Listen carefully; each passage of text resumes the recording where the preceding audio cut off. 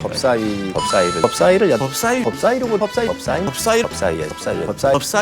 내놔. 법사위 같은 경우는 네. 그동안 이 거대 여당을 견제할 수 있었던 소수 야당에 대한 늘 그 배려적 차원과 또 의회민주주의가 건강하게 작동하기 위해서는 늘 그 야당한테 17대 이후로 법사위를 늘 양보했었잖아요. 네. 이 아주 아름답고 멋졌던 이 관행이 이 전통이 계속 유지돼야 된다. 그래야 이 거대 여당의 폭주도 막고 또 국민의 소리를 좀 전달할 수가 있기 때문에 이 반드시 야당한테 이것은 좀 가져와야 되겠다라고 하는 그런 의견이 다 모아졌고요. 그런 의미에서 원칙론적 측면에서 그 원내대표의 그 신임을 또 해드렸고 또 원내대표가 지금까지 하면서 실질적으로 이 거대 여당이 야당에 대한 배려적 차원이잖아요. 그런데 이번에 이렇게 봐보면은 이 법사위를 여당이 뺏어간 거예요. 뺏어가면서 지금 다른 거 몇 개 준다고 하는 것은 그거는 뭐 있을 수가 없는 이야기지요. 그래서 이러한 이야기들이 그 의총에서 있었습니다. 자, 법사위원장 자리를 야당한테 다시 돌려주지 않으면은 뭐 한 발짝도 전진할 수 없다 뭐 이런 이야기를 하시는데 저는 조영 원내대표가 어떻습니까? 열흘 만에 다시 국회로 오셔서 기대가 좀 있었습니다. 그런데 아니나 다를까 그 열흘의 집고 성과는 오로지 자기 자신에 대한 재신임 하나였습니다. 그 복귀 일성이 상임위원을 추천하지 않겠다 아니었습니까? 이 이야기는 무슨 얘기냐면은 이런 거죠. 마치 학생이 반장 안 시켜줬다고 학교를 박차고 나가더니 다시 공부 열심히 하겠다고 해놓고서는 교실 안에 들어오지 않고 그냥 학교 안에 머물겠다. 이런 얘기하고 다를 바 없는 거예요. 그러니까 지금 오늘 조금 전에 얘기하신 원칙이라는 거 저는 그것은 너무나 다른 저는 이렇게 봅니다. 이 그동안의 과정은 철저하게 법사위 문제에 대해서는 더 이상 타협의 여지가 없다는 것들을 조영 대표도 김태현 대표도 잘 알고 있습니다. 여야 의원이 이미 그건 알고 있어요. 그러면 이것을 현실을 인정할 거냐 말 거냐. 이 문제만 남아있는 것인데 여전히 법사위원장을 안 주면은 상임위원도 명단을 내놓지 않고 그리고 7개 우리가 양보했던 그런 주요 상임위원장도 다 가져가라고 하고 이것은 너무나 저는 유치한 발상이라고 생각을 합니다. 마치 도 아니면 뭐다. 배째라식으로 이렇게 나와서 한번 당신들 해서 어찌 하나 보자. 이 얘기는요. 상식과 합리성을 갖는 제1야당이라면 그렇게 접근해서는 안 됩니다. 책임 있는 모습을 보여줘야죠. 저는 그래서 이렇게 표현을 좀 해보고 싶은데요.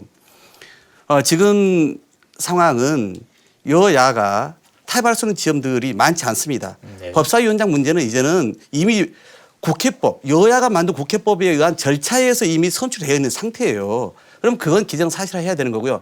나머지 문제를 가지고 어떻게 풀 거냐가 우리 국민이 지금 바라는 바일 겁니다. 이미 총선의 결과를 저는 미래통합당이 아직도 읽어내고 있지 못하다. 민심을 오독하고 있고 난독하고 있다. 이렇게 보고 있는 거예요. 그러니까 민심은 말 그대로 180대 103이라고 하는 거에 걸맞게끔 국회를 운영하라는 거였습니다. 그런데 20대 국회에서도 전반기에 여당이면서도 법사위원장 하시지 않았습니까?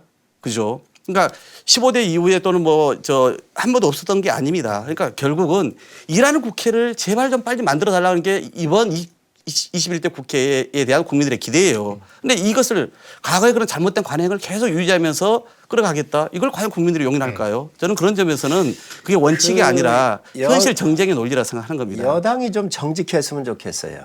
그리고 국민들한테 솔직했으면 좋겠어요. 다 이렇게 호도하고 있어요. 지금 20대 때에 여당이 법사위원장을 가져갔다 이렇게 얘기를 하셨는데 그 당시는요. 국회의장과 법사위장을 다 달라고 그런 거예요. 여당이 123석이었고 우리가 122석이었어요. 저희 무소속에 있는 분들 들어오시면 충분히 가능했었지만 여야 관계를 위해서 여당을 양보했기 때문에 이거는 우리가 가져왔다는 말씀을 정확하게 사실이 또 그 당시에는 제가 원내 부대표라고 있어서 이 내용을 좀 잘 알고 있습니다.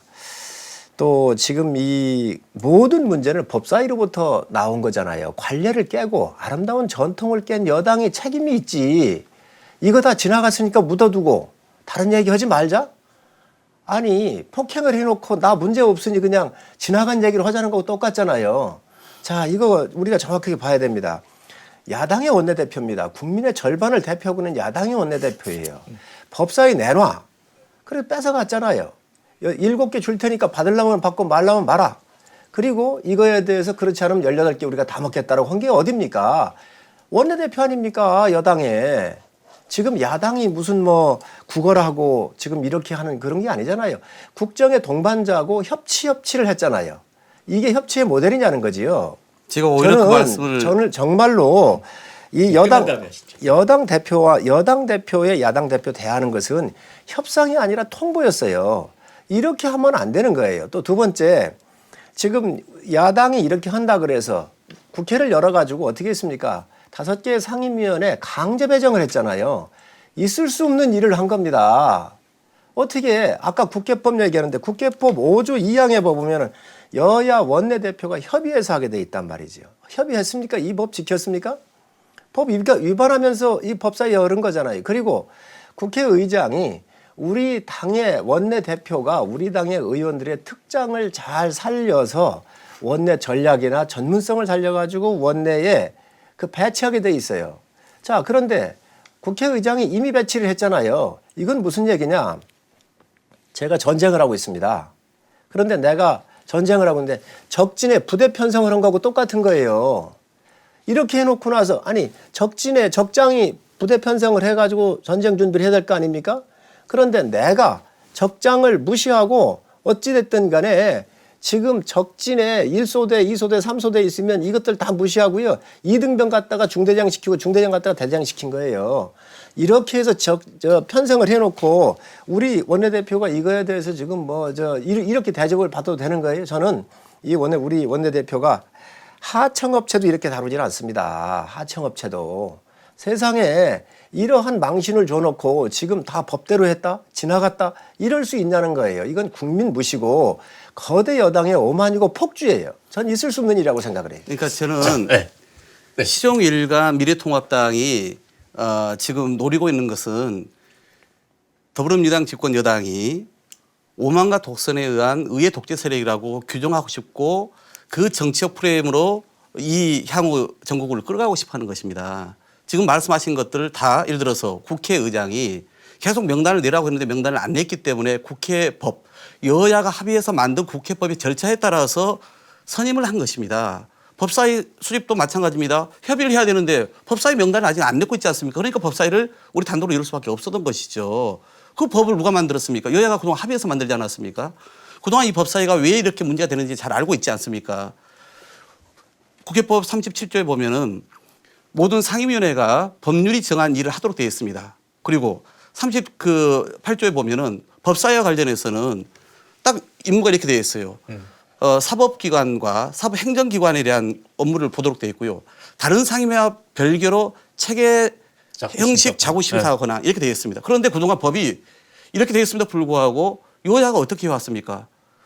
이 법대로 하지 않고 체계 자구 권한을 남용해서 법률안의 내용을 월권을 한 거고 남용을 한 거고 법을 지키지 않은 거죠. 그런데 그 잘못된 권한을 이제 바로 잡자라고 했어요. 그것도 우리만 얘기를 했습니까? 그동안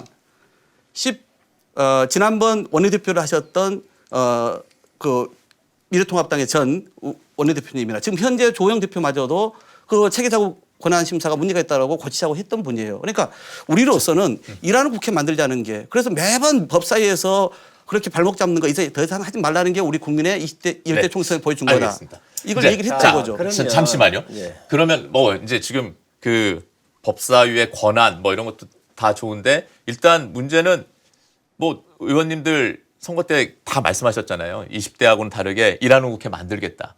지금 법사위가 해결이 되지 않으면 사실은 지금 일하는 국회 안 되는 거잖아요.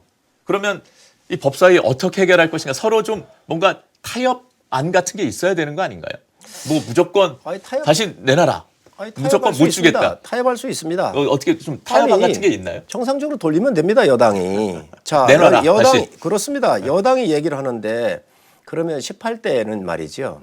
지금 민주당의 의석이 81석인가 그랬어요. 지금 저희가 103석이에요. 그때 저희가 법 여권 합치면 200석이 넘었어요. 자, 그럼에도 불구하고 81석이었었던 소수의 민주당을 위해서 88일 동안 협상을 하면서 이거를 다 주었습니다. 그러면 그때 88일 동안 할 때는 왜 강제 배치를 안 했겠습니까? 야당에 대한 배려거든요. 국민에 대한 배려거든요. 가진 자가 양보하는 겁니다. 권력 가진 자, 돈 있는 자가. 그래서 안으셔야지요.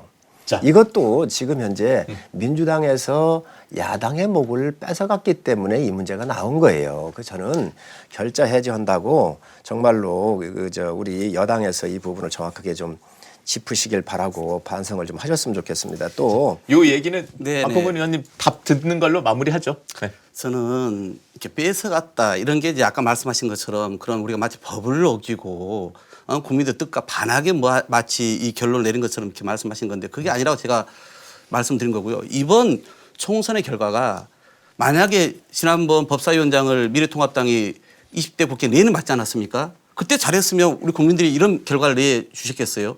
그리고 당시에 122석, 123석이 아니라 지금은 180석 대 103석입니다.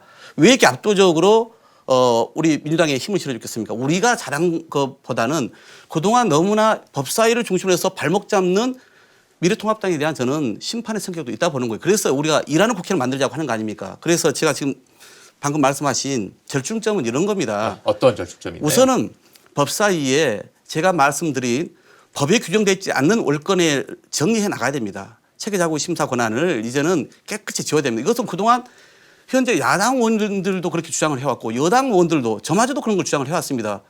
지금은 여야 바뀐 걸 떠나가지고 그건 이제 구현을 실현을 해야죠. 그다음에 두 번째 저는 이런 것은 우리가 검토할 수 있다고 생각합니다. 가령 국민의 뜻만큼 정확하게 의석수를 나누면 됩니다. 여야가 무조건 1대1로 할 수가 없어요. 의석수가 많을 때는 거기가 좀 더 많은 의석수를 차지하는 게 위원장 수를 많이 차지하는 게 그거 당연한 거 아닙니까? 그렇기 때문에 이렇게 하면 되는 거죠.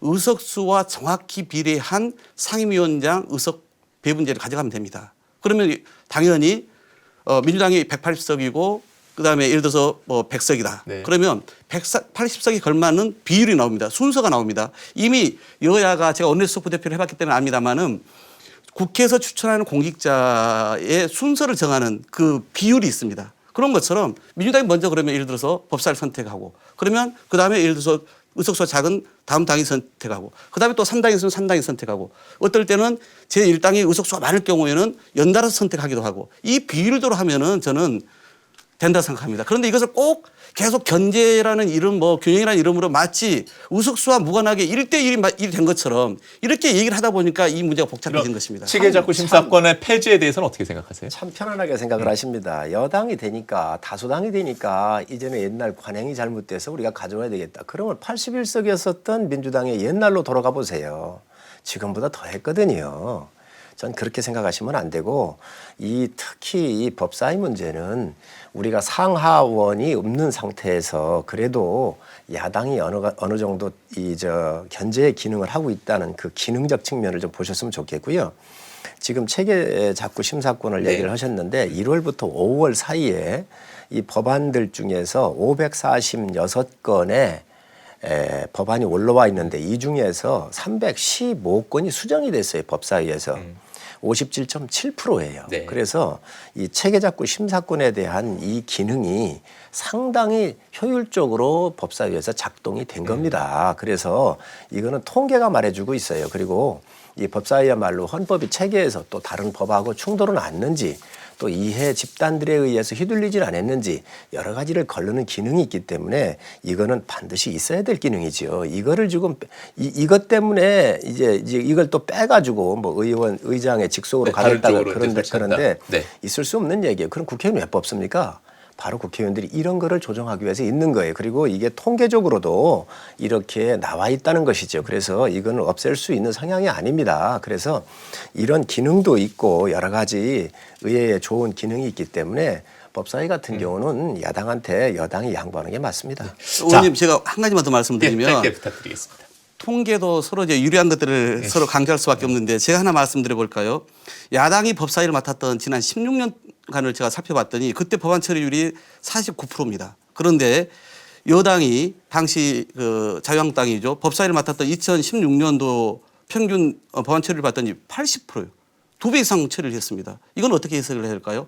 제가 드리고 싶은 이야기는 이런 겁니다. 그러니까 결국 지난 20대 국회에서 보면은 어떤 법은 예를 들어서 뭐 문제도 되지 않는 군 영창 제도를 폐지하는 법이라든가 아니면 세월호 잠수사를 지원하는 그런 법이라든가 이런 것을 2년 넘게 묶어놨어요. 그리고 91개의 법이 결국은 임기 만료로 폐기됐습니다. 또 19개의 법안이 결국은 심사 하나도 못하고 갔어요.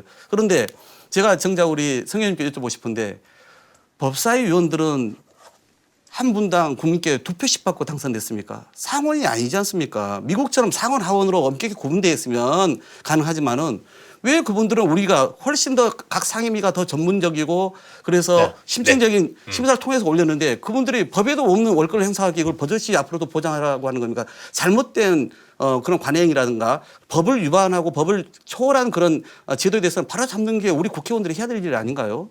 아니, 자, 알겠습니다. 57.7%라고는 이 법안이 올라왔었을 때 체계자구 심사를 하면서 수정된 데이터가 있잖아요. 물론 여야의 관계에 따라서 법안이 좀 많이 통과된 적도 있고 적게 통과된 적도 있어요. 네. 그러나 그런 것들은 그 당시에 전국의 흐름에 따라서 약간씩 영향은 줬겠지만 기본적으로 이 체계자구 심사권에 대해서는 긍정 기능이 훨씬 있는 겁니다. 자,